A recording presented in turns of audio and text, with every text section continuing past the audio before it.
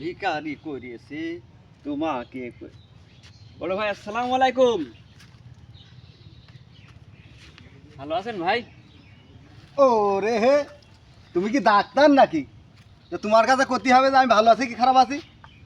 অভাবের চোটে বাগানে এসে বসে রয়েছি, বাজার ঘাট নেই বলে বাড়িতে তাড়াই দিয়েছে, আর তুমি দুটো টাকা দেখো তুই বলতে যে যা দিন ভাই বাজার করে বাড়ি নিয়ে যা। আর তুমি এখানে এসে শুনতে আছে যে ভালো আছি কি না।